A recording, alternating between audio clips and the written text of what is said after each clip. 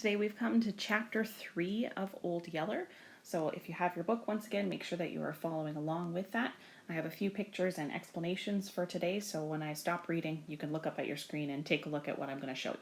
So chapter 3. All right, I was willing to go make a try for a fat doe. I was generally more than willing to go hunting. And while I was gone, I might do some thinking about little Arliss and that thieving stray dog. But I didn't much think my thinking would take the turn Mamma wanted. I went and milked the cows and brought the milk in for Mamma to strain. I got my rifle and went out to the lot and caught Jumper.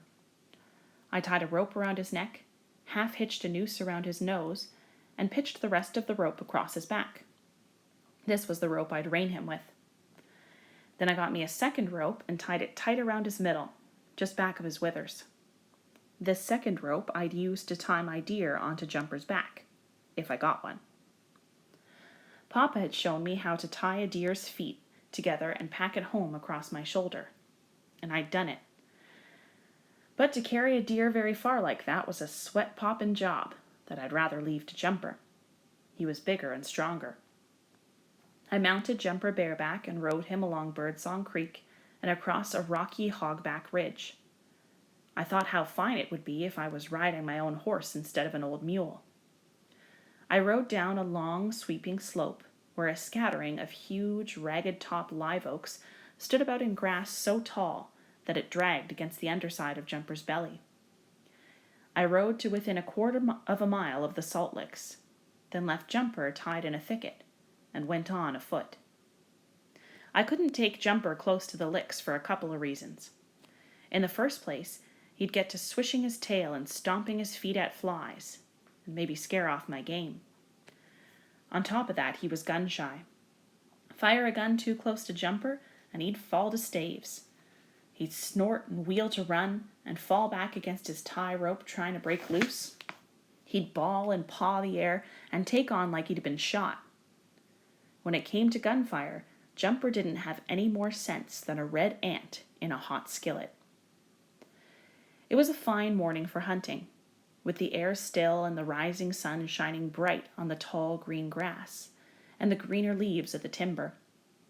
There wasn't enough breeze blowing for me to tell the wind direction, so I licked one finger and held it up.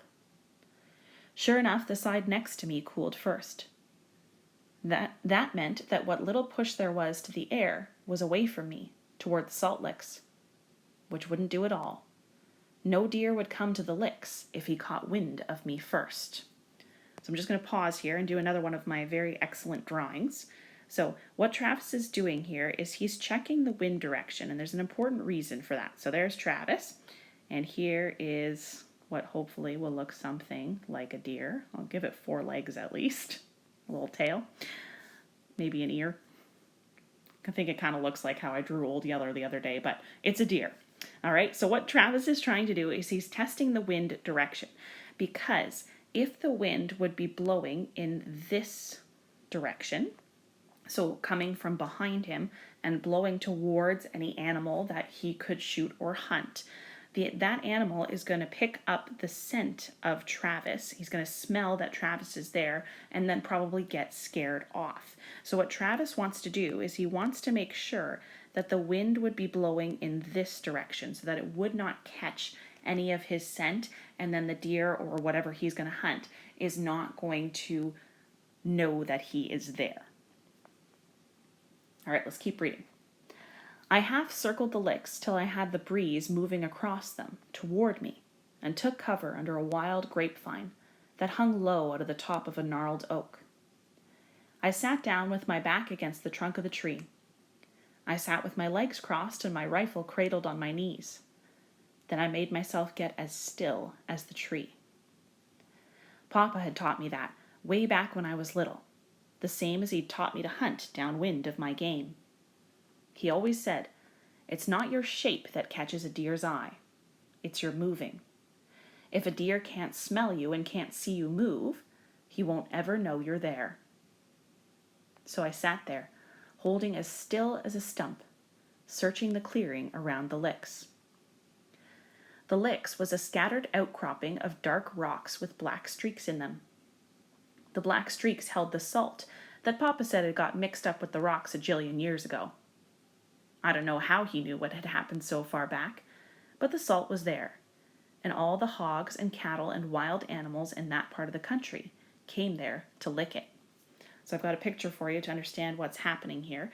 So what Travis is describing is a naturally occurring place where animals come and they come to lick salt off of these rocks. So animals and human beings too need salt in their bodies to survive.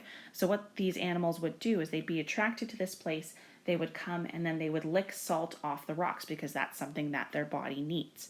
And if you live on a farm, or if you maybe have visited a farm, maybe you've seen that even farmers today, so I've got a picture here, farmers today have these kind of like salt blocks. Now the ones that I've seen are blue, but I think they can come in different colors and different shapes as well. Basically, providing salt for the cattle to lick because they need that salt in their diet. All right, so the salt licks is a place where that salt is naturally occurring in the rock and animals would be attracted to it. So it's a good place to come and try and hunt because a lot of animals come to this place to lick at the rocks and get those important nutrients. All right, and even if you think about, it's been mentioned that the settlements, so the group of people who all live in one place, they have settled around or near the salt licks. It's called the Salt Lick Settlement. And it makes sense that people would settle there because the people who are living in this time and in this part of the country would have depended on hunting for some of their food. So it makes sense to choose a place where a lot of animals would gather. So that's what Travis is doing. He is choosing a place to hunt that he knows that animals will come to. One time, Papa said, when he and Mama had first settled there, they'd run clean out of salt and had to beat up pieces of the rock and boil them in water. Then they'd used the salty water to season their meat and cornbread. Wild game generally came to lick the rocks in the early mornings or late evenings, and those were the best times to come for meat. The killer animals like bear and panther and bobcats knew this and came to the licks at the same time. Sometimes we'd get a shot at them. I'd killed 2 bobcats and a wolf there while waiting for deer. And once Papa shot a big panther right after it had leaped on a mule colt and broken its neck with one slap of its heavy forepaw. I hoped I'd get a shot at a bear or panther this morning. The only thing that showed up, however, was a little band of javelina hogs, and I knew better than to shoot them. Make a bad shot and wound one so that he went to squealing, and you had the whole bunch after you, ready to eat you alive. They were small animals. Their tushes weren't as long as those of the range hogs we had running wild in the woods. They couldn't cut you as deep, but once javelinas got after you, they'd keep after you for a lot longer time. So I have a couple pictures here of these wild hogs, these javelina hogs that Travis is talking about. So yes, they were wild animals and they lived in Texas at that time. And when he talks about their tushes, he's really talking about like their tusks. So can you see my pointing arrow hopefully here? Basically, big long teeth that I definitely would not want to be bitten with, and I don't think Travis would either. Once, Jed Simpson's boy Rosal shot into a bunch of javelinas and they took after him. They treed him up a mesquite and kept him there from early morning till long after supper time. The mesquite was a small one, and they nearly chewed the trunk of it in 2, trying to get to him. After that, Rosal was willing to let the javelinas alone. The javelinas moved away, and I saw some bob white quail feed into the opening around the licks. Then here came 3 cows with young calves and a roan bull. They stood and licked at the rocks. I watched them a while, then got to watching a couple of squirrels playing in the top of a tree close to the one I sat under. The squirrels were running and jumping and chattering and flashing their tails in the sunlight. One would run along a tree branch, then take a flying leap to the next branch. There it would sit, fussing, and wait to see if the second one had the nerve to jump that far. When the second squirrel did, the first one would set up an excited chatter and make a run for a longer leap. Sure enough, after a while, the leader tried to jump a gap that was too wide, He missed his branch, clawed at some leaves, and came tumbling to the ground. The second squirrel went to dancing up and down on his branch then, chattering louder than ever.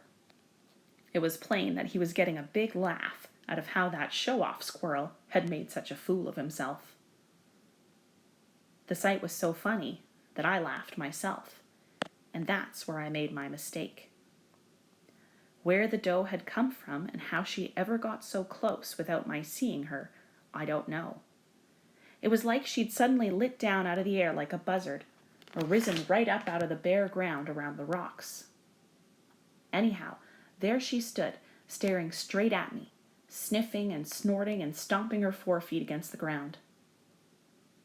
She couldn't have scented me, and I hadn't moved. But I had laughed out loud a little at those squirrels, and that sound had warned her. Well, I couldn't lift my gun then with her staring straight at me. She'd see the motion and take a scare. And while Papa was a good enough shot to down a running deer, I'd never tried it, didn't much think I could. I figured it's smarter to wait. Maybe she'd quit staring at me after a while and give me a chance to lift my gun. But I waited and waited, and still she kept looking at me, trying to figure me out. Finally, she started coming toward me. She'd take one dancing step and then another, and bob her head and flap her long ears about, then start moving toward me again. I didn't know what to do. It made me nervous the way she kept coming at me. Sooner or later she was bound to make out what I was. Then she'd whirl and be gone before I could draw a bead on her. She kept doing me that way till finally my heart was flopping around inside my chest like a catfish in a wet sack. I could feel my muscles tightening up all over. I knew then that I couldn't wait any longer. It was either shoot or bust wide open, so I whipped my gun up to my shoulder. Like I figured, she snorted and wheeled, so fast that she was just a brown blur against my gun sights. I pressed the trigger, hoping my aim was good. After I fired, the black powder charge in my gun threw up such a thick fog of blue smoke that I couldn't see through it. I reloaded, then leaped to my feet and went running through the smoke. What I saw when I came into the clear again made my heart drop down into my shoes. There went the frightened, snorting cattle, stampeding through the trees with their tails in the air, like it was heel fly time.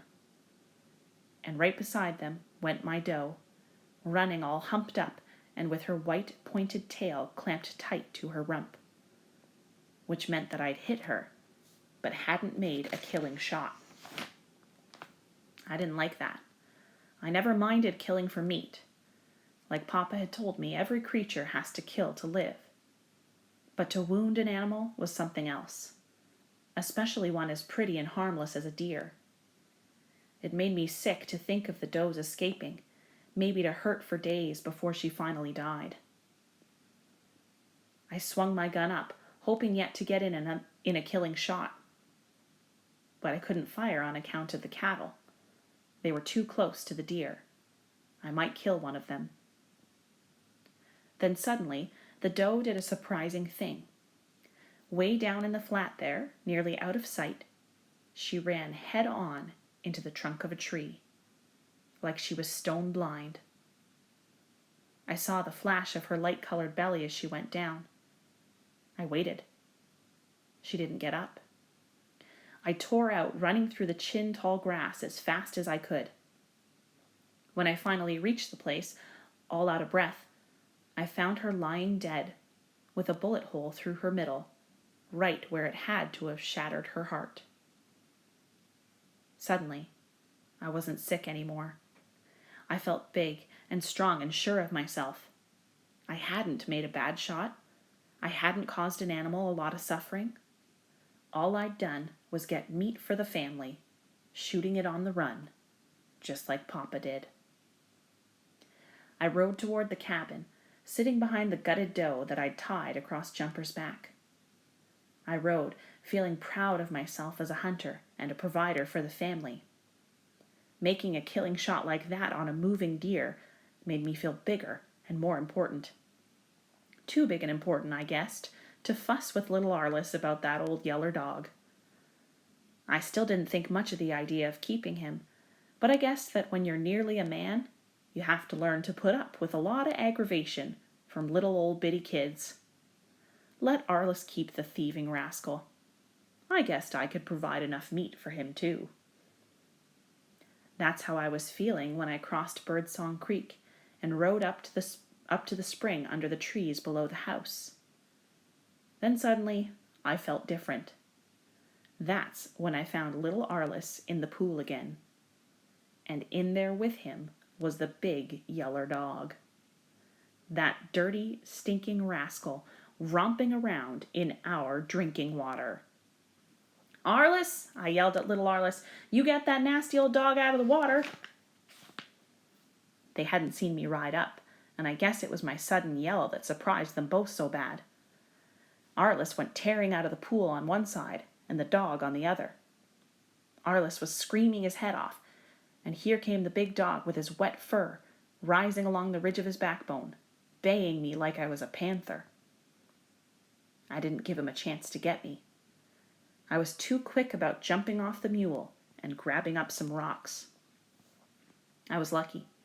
The first rock I threw caught the big dog right between the eyes, and I was throwing hard. He went down, yelling and pitching and wallowing, and just as he came to his feet again, I caught him in the ribs with another one. That was too much for him. He turned tail then and took out for the house, squalling and bawling. But I wasn't the only good rock thrower in the family. Arliss was only 5 years old, but I'd spent a lot of time showing him how to throw a rock. Now I wished I hadn't, because about then a rock nearly tore my left ear off. I whirled around just barely in time to duck another one that would have caught me square in the left eye. I yelled, "Arliss, you quit that!" But Arliss wasn't listening. He was too scared and too mad. He bent over to pick up a rock big enough to brain me with, if he'd been strong enough to throw it. Well, when you're 14 years old, you can't afford to mix in a rock fight with your 5-year-old brother. You can't do it, even when you're in the right. You just can't explain a thing like that to your folks. All they'll do is point out how much bigger you are, how unfair it is to your little brother. All I could do was turn tail like the yeller dog and head for the house, yelling for Mama. And right after me came little Arliss, naked and running as fast as he could, doing his dead level best to get close enough to hit me with the big rock he was packing. I outran him, of course, and then here came Mama, running so fast that her long skirts were flying, and calling, "What on earth, boys?" I hollered, "You better catch that Arliss," as I ran past her. And she did. But little Arliss was so mad that I thought for a second he was going to hit her with the rock before she could get it away from him. Well, it all wound up like I figured. Mama switched little Arliss for playing in our drinking water. That means like she gave him a whipping. Then she blessed me out good and proper for being so bossy with him. And then the big yeller dog that had caused all the trouble got off scot-free. It didn't seem right and fair to me. How could I be the man of the family if nobody paid any attention to what I thought or said? I went and led Jumper up to the house. I hung the doe in the live oak tree that grew beside the house and began skinning it and cutting up the meat. I thought of the fine shot I'd made and knew it was worth bragging about to Mama. But what was the use? She wouldn't pay me any mind. Not until I did something she thought I shouldn't have done. Then she'd treat me like I wasn't any older than little Arliss. I sulked and felt sorry for myself all the time I worked with the meat. The more I thought about it, the madder I got at the big yeller dog. I hung the fresh cuts of venison up in the dog run, right where old Yeller had stolen the hog meat the night he came. I did it for a couple reasons. To begin with, that was the handiest and coolest place we had for hanging fresh meat. On top of that, I was looking for a good excuse to get rid of that dog. I figured if you stole more of our meat, Mama would have to see that he was too sorry and no account to keep. But Old Yeller was too smart for that. He gnawed around on some of the deer's leg bones that Mama threw away, but not once did he ever even act like he could smell the meat we'd hung up.